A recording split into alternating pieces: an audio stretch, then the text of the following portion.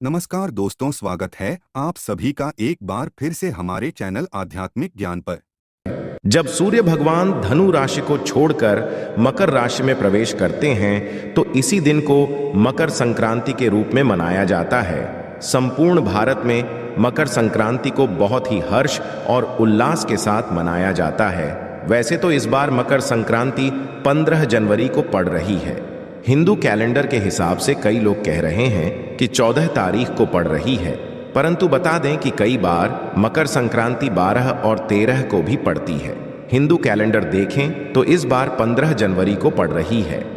इसी के साथ आपको बता दें कि मकर संक्रांति हमारे लिए बहुत ही महत्वपूर्ण है, क्योंकि मकर संक्रांति के दिन कुछ ऐसे उपाय होते हैं, यदि उनको कर लिया जाए तो हमारे जीवन की जन्म जन्मांतर की गरीबी खत्म हो जाती है। दोस्तों ध्यान दीजिएगा, मकर संक्रांति के दिन माता लक्ष्मी की पूजा होती है, भगवान विष्णु की पूजा होती है, सूर्य भगवान की पूजा होती है और भगवान शनिदेव की पूजा होती है। संक्रांति के दिन पतंगे उड़ाई जाती है, क्योंकि मर्यादा पुरुषोत्तम भगवान श्री राम ने मकर संक्रांति के दिन ही पतंग उड़ाई थी। उसके पश्चात से ही यह त्योहार मनाया जाता है और पूरे देश में इस त्योहार को मनाया जाता है। हिंदू धर्म की मान्यताओं के हिसाब से भगवान विष्णु ने संपूर्ण असुरों का संहार कर दिया था। संपूर्ण असुरों का अंत करके उनके सिर को मंदार पर्वत में दबा दिया था और युद्ध की समाप्ति की घोषणा की थी। जो बताई गई है वह है पवित्र गंगा नदी को लेकर के। जैसा कि आपको पता ही है कि गंगा को मां की संज्ञा दी गई है। माना जाता है कि मकर संक्रांति के दिन ही गंगा मैया धरती पर अवतरित हुई थी।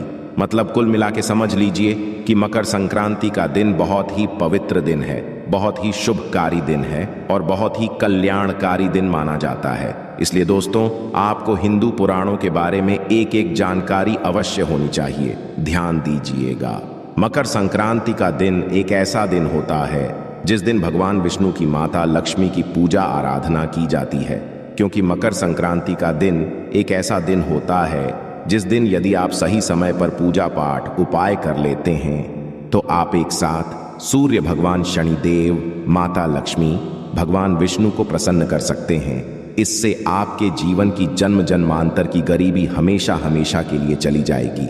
आपके जीवन से कष्ट हमेशा के लिए चला जाएगा, दुख हमेशा के लिए खत्म हो जाएगा, आपका दुर्भाग्य भाग्य में बदल जाएगा। इसलिए दोस्तों यदि आप भी चाहते हैं कि माता लक्ष्मी और भगवान विष्णु का आपको आशीर्वाद मिले तो कमेंट बॉक्स में सबसे पहले लिख दीजिए माता लक्ष्मी की जय। दोस्तों मकर संक्रांति के बारे में हमने आपको कुछ साधारण सी बातें बता दी जो आपको जाननी जरूरी थी। अब जो आपको हम जानकारी देने जा रहे हैं वो ऐसी जानकारी है जो आपके जीवन को बदल करके रख देगी। अब मान लीजिए आपके पास पैसा आता है परंतु पैसा टिकता नहीं है। दूसरी तरफ आप थक चुके हैं मेहनत कर करके, परंतु आपको उसका फल नहीं मिल पा रहा है। आप प्रतिदिन मेहनत करते हैं परंतु आपका काम होते होते रह जाता है, तो आप यह मान के चलिए आपके पीछे दुर्भाग्य पड़ा हुआ है। एक बात और जान लीजिए दोस्तों, संपूर्ण दुनिया ज्योतिष शास्त्र पर टिकी हुई है, जिसकी वजह है जब आपके ग्रहों की चाल आपके लिए अच्छी होगी तब आपके जीवन में सब कुछ अच्छा होगा। जब आपके ग्रहों की चाल आपके खिलाफ खड़ी होगी तब आपके साथ सब कुछ बुरा होगा। साथ ही साथ शनिदेव दृष्टि यदि आपके लिए अच्छी है तो मान के चलिए आपका राहु केतु भी अच्छा हो जाएगा। आपके राहु की चाल भी आपके लिए अच्छी हो जाएंगी। माता लक्ष्मी का यदि आपको आशीर्वाद मिल गया तो आपके घर में धन आना चालू हो जाएगा। यदि भगवान विष्णु का आशीर्वाद मिल गया तब तो मान लीजिए आपके जीवन में कष्ट आ ही नहीं सकता। इसलिए दोस्तों आपको जो हम क्रिया बताने जा रहे हैं वह आपको बताई जाएगी 15 जनवरी के हिसाब से, क्योंकि हिंदू पुराणों और ग्रंथों के हिसाब से देखें तो 15 को पड़ने वाली मकर संक्रांति बहुत शुभ और कल्याणकारी है। इस दिन की गई साधना आपके जीवन की गरीबी, परेशानी, कष्ट को खत्म कर सकती है। तो बस आपको यह करना है कि मकर संक्रांति के दिन हल्की सी पूजा कुछ वृक्षों के सामने जाकर कर लेनी है। उसके पश्चात उन वृक्षों को छोड़ करके वापस अपने घर पर चले आना है। इससे आपके जन्म जन्मांतर की गरीबी, परेशानी, कष्ट, दरिद्रता हमेशा के लिए खत्म हो जाएगी माता लक्ष्मी के आशीर्वाद से आपके जीवन में धन का आगमन शुरू हो जाएगा। धन आने के सारे रास्ते खुल जाएंगे, आपके बंद किस्मत ताले को चाबी लग जाएगी। तो आपको ऐसा क्या करना चाहिए जिससे माता लक्ष्मी का आशीर्वाद मिले, भगवान विष्णु का आशीर्वाद मिले और अन्य देवी देवताओं का आशीर्वाद मिले? चलिए एक एक करके आपको बताते हैं। सबसे पहला जो पेड़ है जिसे आपको मकर संक्रांति के दिन यानी 15 जनवरी को छू करके आना है, तो वह है पीपल का पेड़। ध्यान दीजिएगा दोस्तों, पीपल का पेड़ एक ऐसा पेड़ है जिसकी यदि हल्की सी साधना की जाए तो आपको विष्णु भगवान और माता लक्ष्मी का सुबह के वक्त, बहुत ध्यान दीजिएगा दोस्तों, 15 जनवरी को सुबह के वक्त पीपल के पेड़ के पास आपको जाना है। वहां पर एक लोटा जल अर्पित करना है, उसको प्रणाम करना है, पेड़ को छूना है और अपनी मनोकामना बोल देनी है। इतना करने भर से आपको भगवान विष्णु का आशीर्वाद प्राप्त हो जाएगा। मान के चलिए आपका दुर्भाग्य जो है वो तो एक तरह से खत्म ही हो जाएगा। भगवान विष्णु के आशीर्वाद से आपको आकस्मिक धन की प्राप्ति होगी। दूसरी तरफ भगवान विष्णु का आशीर्वाद रक्त होने से आपके जीवन में जो कष्ट आ रहे हैं वो अपने आप हटना चालू हो जाएंगे। अब आपको शनिवार के दिन पीपल के पेड़ के पास जाना है, एक घी का दीपक जलाना है। घी का दीपक जलाकर आपको अपनी मनोकामना बोलनी है। पीपल के पेड़ को बिना छुए केवल घी का दीपक जलाना है। भगवान विष्णु माता लक्ष्मी को अपनी जो भी मनोकामना है वह बोलनी है और अपने घर वापस चले आना है। 15 जनवरी मकर संक्रांति के दिन यह क्रिया करने से मान के चलिए आज कई तरीके के कष्ट खत्म हो सकते हैं। इसलिए पीपल के पेड़ के नीचे यदि यह क्रिया आप 15 जनवरी को करते हैं तो मान के चलिए आपको भगवान विष्णु और माता लक्ष्मी का आशीर्वाद प्राप्त होगा। दूसरी क्रिया जो आपको करनी है वो भगवान शंकर के लिए करनी है। दोस्तों, वैसे तो शनिवार का दिन शनि देव को समर्पित होता है, परंतु शनि देव शंकर भगवान को अपना गुरु मानते हैं। मतलब आपने यदि शंकर भगवान की हल्की सी भी पूजा कर ली, कोई साधना कर ली, मान लीजिए शानी, भगवान का भी आपको आशीर्वाद प्राप्त होगा। आपको बस एक सरल सा उपाय करना है। सुबह के वक्त आपको बेल पत्र के पेड़ के नीचे जाकर एक लोटा जल अर्पित कर देना है।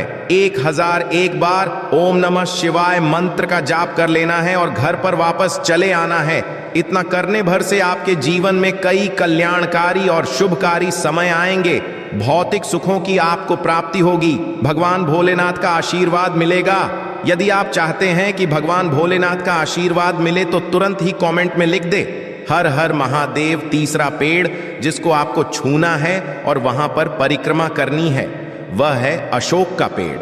दोस्तों, अशोक का पेड़ एक ऐसा पेड़ है जिस पर व्यक्ति के 9 ग्रहों का वास होता है। एक बात सुन लीजिए, अशोक पेड़ पर मान के चलिए ब्रह्मांड की सर्वशक्तिशाली शक्तियां वास करने आती है, जिसका मतलब यह है कि अशोक के पेड़ को आपको शनिवार के दिन जाकर के छूना है। इसकी 7 बार परिक्रमा करनी है। हो सके तो एक लोटा जल भर लीजिए। यदि आपके अंदर क्षमता है तो लोटे में पूरा दूध भर के चले जाइए। दूध कच्चा होना चाहिए, उसमें हल्दी मिला लीजिएगा और वह दूध चढ़ाने के पश्चात ही, अर्पित करने के पश्चात ही अशोक के पेड़ की 7 परिक्रमा लगानी है और वापस घर आ जाइएगा। इतना करने भर से मान के चलिए आपके नौकर आपका साथ देंगे। मान के चलिए आपके खिलाफ जो हो गए थे, आपके खिलाफ खड़े हो गए थे, वह आपका साथ देना चालू कर देंगे। आपके जीवन से परेशानियां हमेशा हमेशा के लिए चली जाएंगी। अभी तक हमने आपको वो बातें बताई है दोस्तों जो हिंदू पुराणों के हिसाब से है, वो जानकारी है जो आपके जीवन में बदलाव ला सकती है। इसलिए आप हमारे चैनल को आज ही सब्सक्राइब कर लें, क्योंकि हिंदू पुराणों की हर जानकारी आपको इसी चैनल पर मिल जाएगी। अब आखिरी पेड़ जो आपको छू करके आना है दोस्तों, वह एक ऐसा पेड़ है जिसको यदि आप छू लेते हैं तो मान के चलिए आपके जीवन से परेशानियां चली जाएंगी, आपके घर पर सुख समृद्धि आएगी। वो है शमी का पौधा। इसे आपको शाम के वक्त केवल छूना है। शनि का पेड़ नहीं होता है, ये पौधा होता है। आपको इसे केवल छूना है और घर वापस आना है। किंतु इस समय यदि इसके सामने पूजा आराधना की जाए तो वो कैसी होगी, हम आपको बता देते हैं।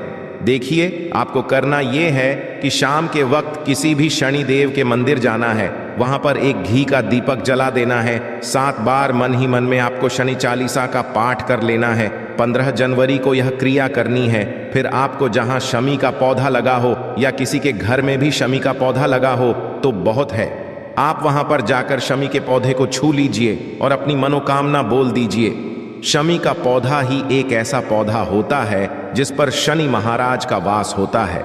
इस पौधे के गमले को यदि आप छू करके घर वापस आ जाते हैं तो मान के चलिए आपके राहु केतु आपका साथ देना चालू कर देंगे। आपके 9 ग्रह आपके साथ हो जाएंगे। आपका दुर्भाग्य भाग्य में बदल जाएगा। मान लीजिए आप दुश्मन आपके पीछे खड़े थे, आपके दुश्मन आपको हानि पहुंचाना चाहते थे, तो वो आपका एक बाल भी बांका नहीं कर पाएंगे। दोस्तों, आज की जानकारी आपके जीवन को बदल करके रख सकती है। इसको नजरअंदाज मत कीजिएगा, बस इतना ध्यान दीजिएगा। यदि आप 14 जनवरी को यह उपाय करने जा रहे हैं, मान लीजिए सारे वृक्षों को छू आ रहे हैं, तो इसमें बस पीपल के पेड़ को मत छूइएगा, क्योंकि माना जाता है कि कभी भी रविवार के दिन तुलसी के पौधे को और पीपल के पेड़ को नहीं छूना बहुत अशुभ होता है। यह आपके जीवन में परेशानियां ला सकता है। इसलिए रविवार के दिन पीपल के पेड़ को ना छुएगा। बाकी वृक्षों को आप छू सकते हैं और पौधों को छू सकते हैं, किंतु रविवार के दिन कभी भी पीपल के पेड़ और तुलसी के पौधे को नहीं छूना चाहिए। आशा है कि आज की इस प्रस्तुति में बताई गई जानकारी आपको अच्छे से समझ आ गई होगी। वीडियो अच्छा लगा हो तो एक लाइक अवश्य कर दें। धन्यवाद वीडियो के अंत तक बने रहने के लिए।